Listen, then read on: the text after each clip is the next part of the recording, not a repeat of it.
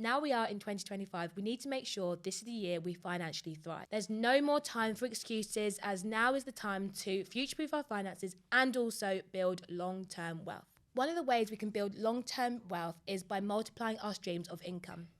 Now, I know many of you guys listening to the podcast have 9-to-5 jobs and often find that idea very, very overwhelming. Because of this, I'm joined with Dominic Hay to describe all the ways you guys can build wealth with a 9-to-5 job. Dominic, welcome onto the podcast. How are you? I'm great. Thank you for inviting me today. You're welcome. We're under the bright lights in the studio. Yeah. Are you ready to discuss all things money? Yeah, I'm ready. Good. I'm glad. Let's go. So for everyone listening, please introduce yourself. Yeah, sure. So my name's Dominic Hay. I'm a legal consultant, essentially an interim contractor, and I go into companies and help them with contract management, helping them, manage their contracts through their contract life cycle. Yes. So any obligations, deliverables, performance measures, KPIs, SLAs, service credits. Mm-hmm. I essentially manage a contract through its entire term. Wow. So I've been doing that now for a long time, just over 10 years. Wow. Yeah. You look very young, I'm not going to lie. Thank you. Thank you. I must be share butter must be working, I guess. Yep. But yeah, went to uni, got a law degree, did the LPC, and then actually fell into it from an internship at Accenture. Yeah. So I've been consulting now from 2019. I was permanent member of staff, and then I became a legal consultant. And since then, I've set up another company called The Career Guard, which I've told you about. We're a job board and a newsletter, and we go into organizations and set up insight days to give students an insight of what it's like working at a company, and then allowing them to apply for junior positions. Other than that, I've got a blog as well called Ambitious Investor. Those who follow me know my name's So Ambitious Dom. Yes. So I've got a blog that provides free information, financial literacy information, because it's something which I needed and I had to go away and educate myself on to start multiplying my money that I was making when I realized that I was earning really good money in about five years into my role as a consultant. Yeah. And I think you're doing amazing work. Firstly, as a consultant, being able to manage everything else you do, and also with the Career Guard, because I think everyone needs to, I think it's really hard when you're like 17, 18, you have no idea what you want to do with your life, and you're worried that the degree you pick is going to be the only thing that takes you into one job and the only job for the rest of your life. And then also when it comes to financial literacy, we're not taught it in schools, right? So I think you're doing amazing things there, and I'm very excited to have you on the podcast today because I love the content you share, especially when it comes to how people with a 9-to-5 job can create wealth. Because I think I think now in the world of like entrepreneurship, people kind of like look down people at their noses at the thought of people working a 9-to-5 job sometimes now, or those with 9-to-5 jobs are like, I wish I was kind of doing something greater than just this job, right? So I think I want to kind of debunk that, demystify it all today, and also want to empower those with full-time jobs that, yes, okay, having a job is great. I think, with the time where people being made redundant left, right, centre, the fact that you have a job in 2025, we should be really grateful for, but also look at how we can also multiply our streams of income as well. Yeah. Before we delve into all of that, I want to warm you up in the seat. So I've got a couple of quick fire questions so people can get to know who Dom really is. Yeah, sure, go for it. So my first question for you is, what's the most expensive item you've ever splurged on? Probably a watch. Okay, I thought you might say watch. Or motorbike, probably, or holidays, actually. It's really tricky because I treat myself every now and then, but in moderation. Yes. But I've spent probably about £15,000 on a watch in the past, which sounds a lot, but I know people who've spent way more as well. Yeah, fair. I don't feel too bad, actually. And my motorbike, which was a treat. I ride it probably once a month if I have the time. That was like £9,000 at the time. Okay. And then all of the other items like your leather gear, your tracksuit, your boots, quite expensive. But I've spent a bit of money on toys and treats, and let's not go. Let's not even go into that. But we listen and we don't. We don't judge. Yeah, don't absolutely. Judge Please don't judge me. Yeah. To be fair, you didn't strike me as like a motorbike rider. Yeah. I'm here for it though. I think it helps me just clear my mind and where every day I'm reading about limitation of liability and warranties. Yeah. It's just nice to jump on a bike and just pull on the accelerator and just do Zoom something off. completely opposite from Yeah. reading, and it allows me to be a bit of a rebel, I Yeah. guess. I Yeah, guess so, no, I yeah. love that. I love that. Yeah. See, I learned something new Yeah, about you today. yeah. And I guess the second question I have is, what's been your greatest financial achievement? Yeah, my greatest financial achievement has been being in a position to buy my mum a car. Wow. Yeah, I've saved £50,000, and I've bought, things. I bought 2 houses in 1 year, which was really good. But when I look back, my greatest accomplishment was being in a position where I could buy my mum a car. It had no impact on my finances. I was able to pay my mortgage, pay my bills, still go on holiday. Yeah. I didn't have to cut back anything on my life, but I was able to say to my mum, you know what? I'm tired of you being on a bus. I know that you are so deserving of this. You've raised me and my sister alone. I had a stepdad who was around. My mum was married for 10 years plus, but in my older years there was no one there to really help her. So I thought, well, she hasn't got it. I'm in a position to buy her a car. So a couple of years ago, I think 2020, I bought her Mercedes Benz. I was like, yeah, you love drop tops, go and enjoy, and here's a car. So that was the greatest accomplishment for me. Yeah. Just it's the byproduct of what like money can do. Yes.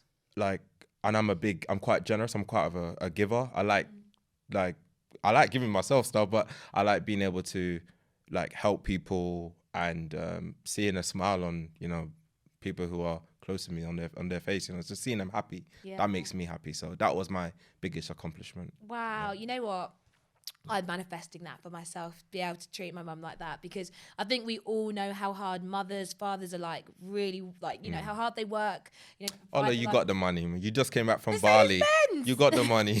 when I'm driving my own Mercedes Benz, that's when my mum too will have her own. Yeah, one day. Yeah, and that was it. I had an E-Class, and I was like, oh, I was gonna go and get a Maserati and or a Porsche, and I was like, no, I want to get a Benz for my mum as well. Like, wow. I can't be driving these nice cars and she's struggling. I was like, no, I'm gonna buy her a car. Wow. No, I genuinely love that, because if I could do that for my mum, when I could do that for my mum, and also pay off her mortgage, oh my gosh, that's when I know I've made it in life. That's when I know I've made it in life.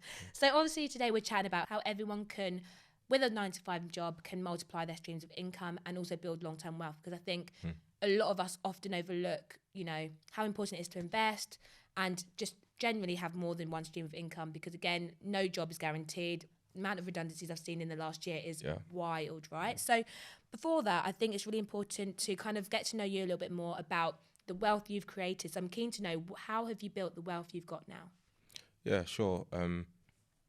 When I started to make money, I started to focus on learning about how to retain my money and multiply my money. Yes.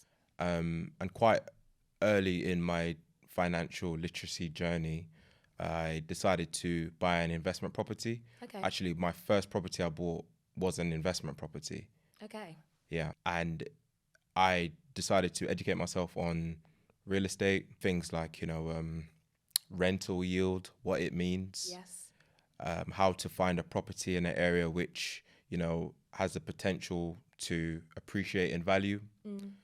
Learn more about tenancy rights, learn more about renovations on properties and how it impacts the value. Yeah.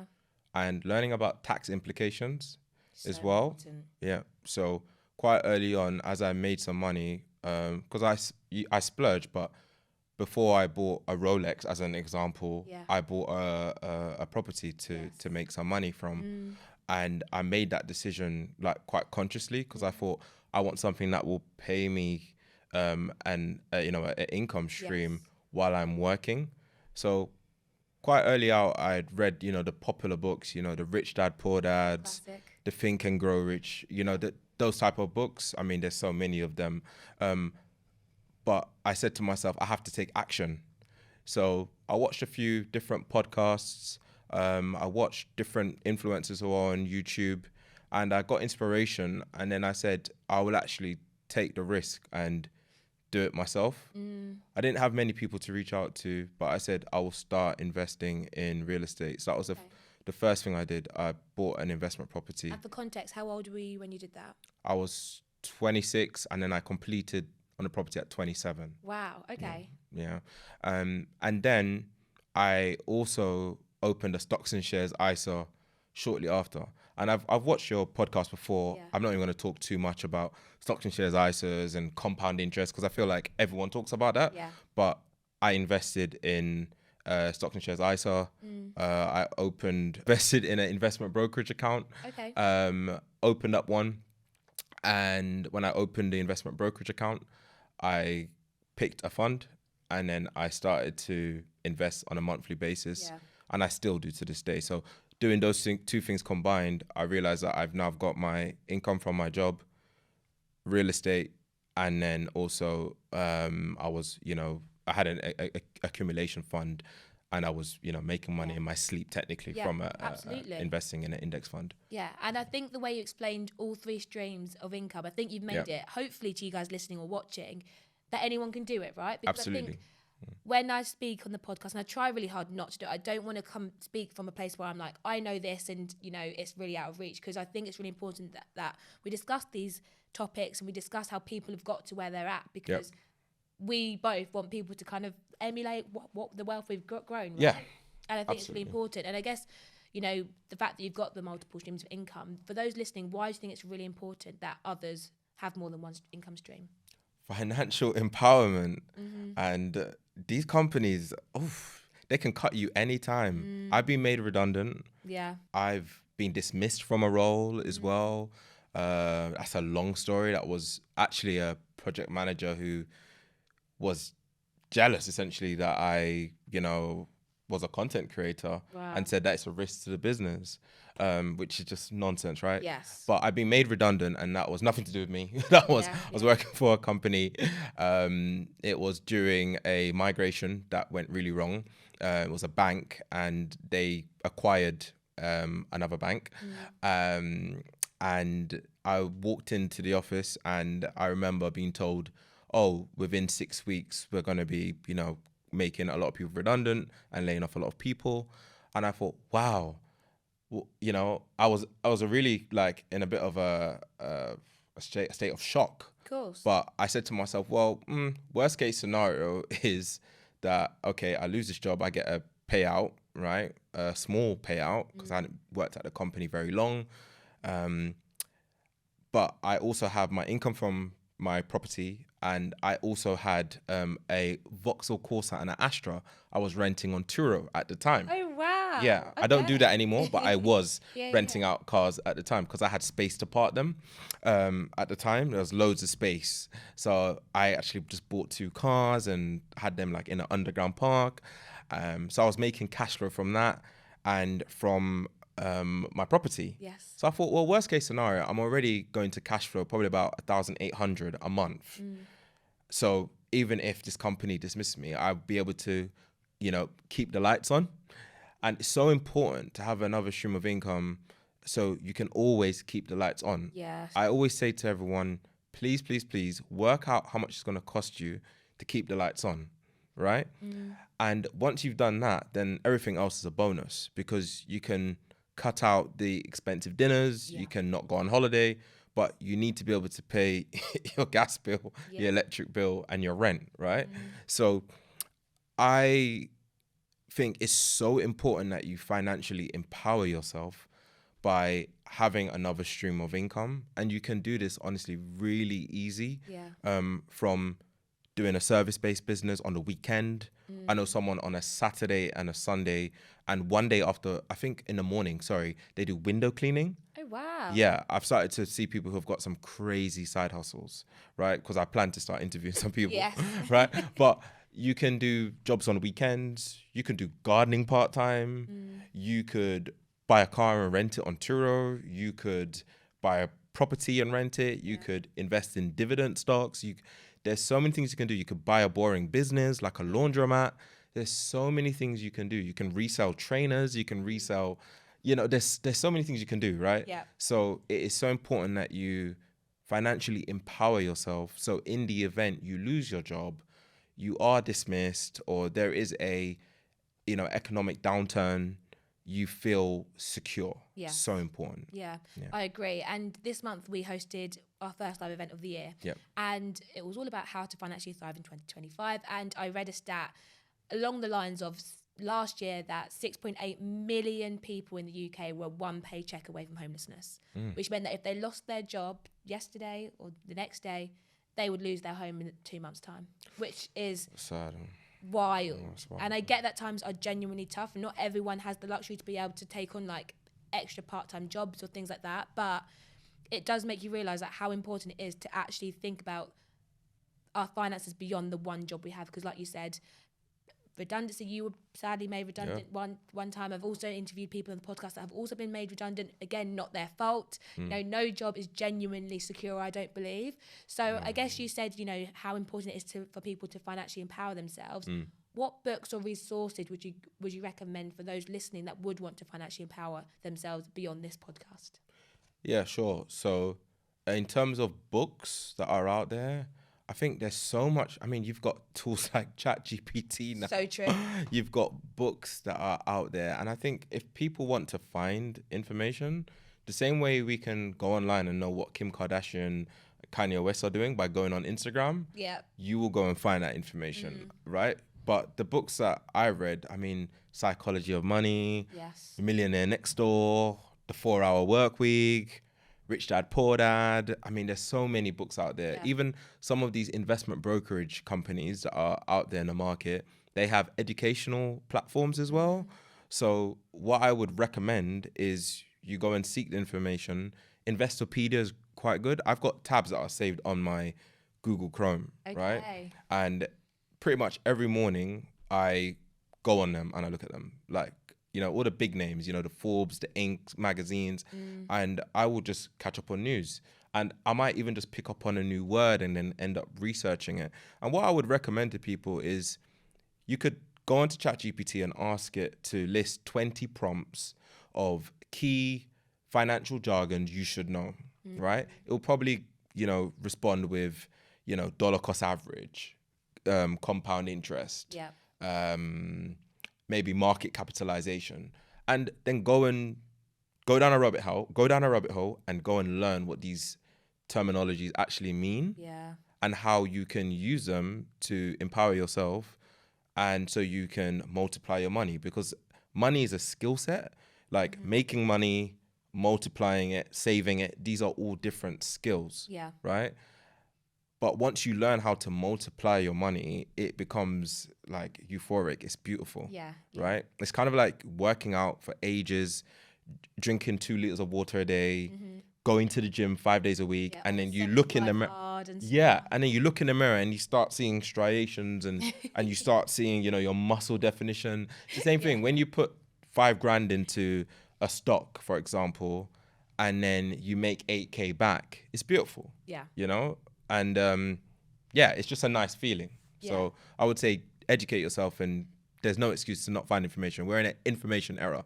Genuinely, like content coming out of our ears. So much content. All sorts. Yeah. So obviously you kind of mentioned alongside, well, thank you firstly for sharing all those resources, but also you mentioned some of those like extra side hustles people can take on. I came across one of your reels end of last year, I think, where you shared all the different ways people can make wealth or build wealth with a 9-to-5 job. Do you mind breaking some of them down? Yeah, sure. What I would say is start with the skills that you already have. So my background is in reviewing and drafting contracts. And negotiating contracts. So a simple side hustle for me is doing the same thing. So saying to someone like yourself, by any chance, Ola, I know you've got contracts with multiple different corporations. Do you need help reviewing those? Yeah, I do actually. There you go. Right. Okay. Well, what if I offered you a service where for £300 a month, all contracts that you need to review, I will review them to ensure that you are not accepting any onerous terms and you're not going to tie yourself into something which is putting yourself in an unfavorable position. Simple like that. Have a conversation. Now I've got maybe you on £300 a month. Do you want the deal? No, we'll chat.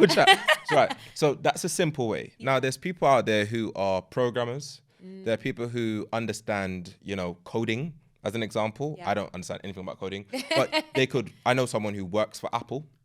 They're a software engineer. They make 130K a year plus bonus. But on their weekends, they do app development.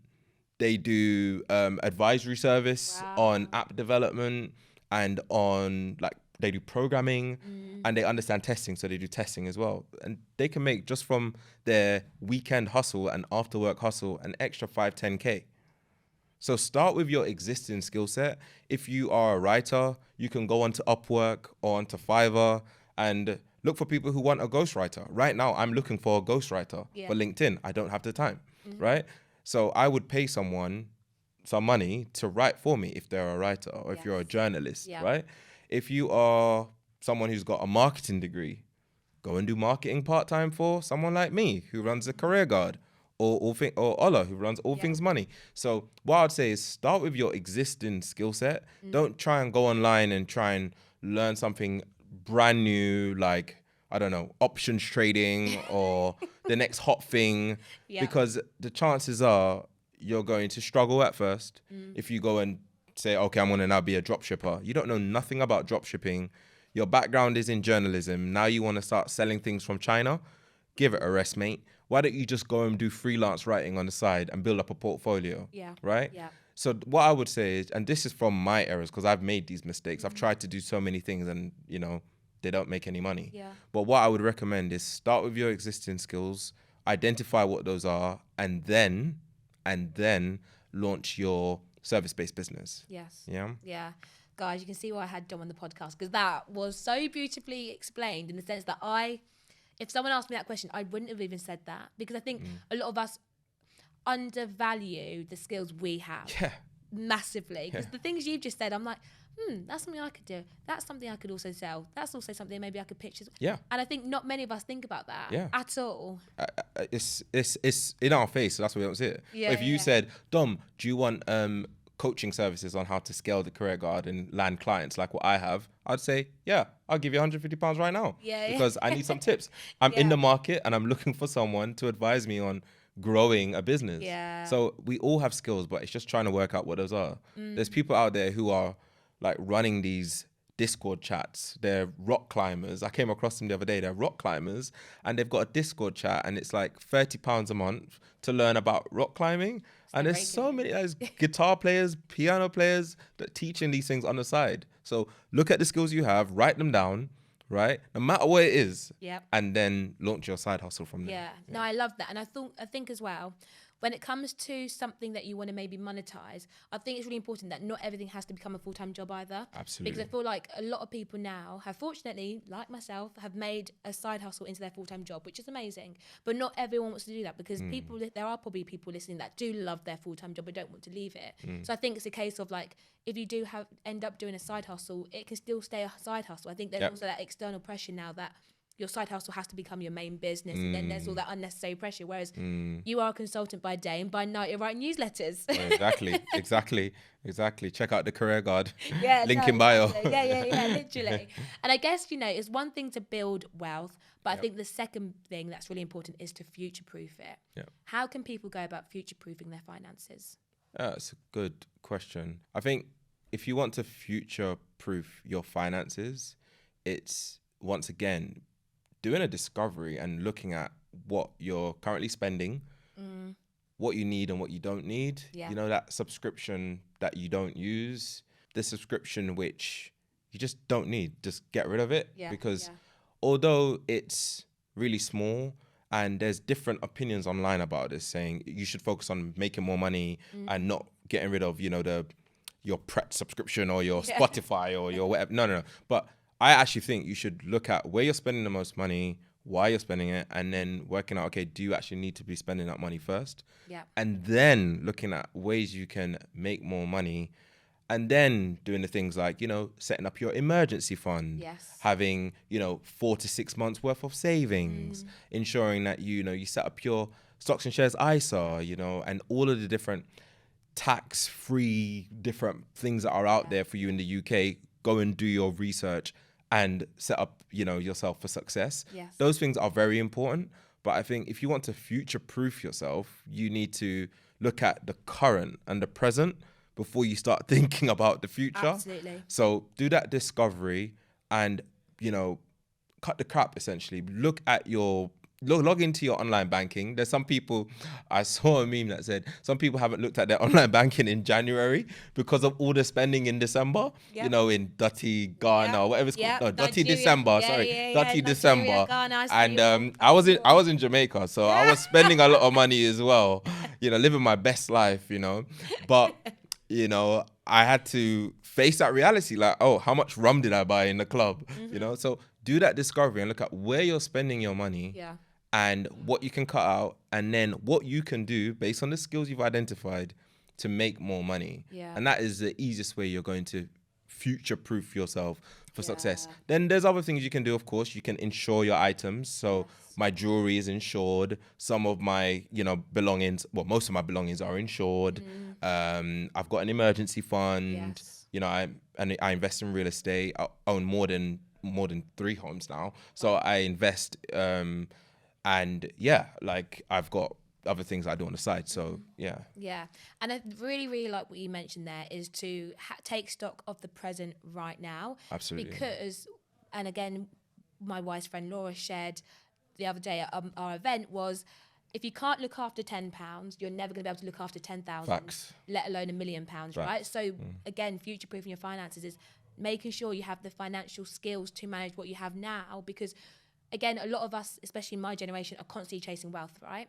And it's so easy. The more wealth you grow, the more your lifestyle inflation is going to start creeping, right? And then the wealth you're actually growing doesn't mean anything because you spent it. So I think what you shared there was really, really important. So thank you very much for sharing that.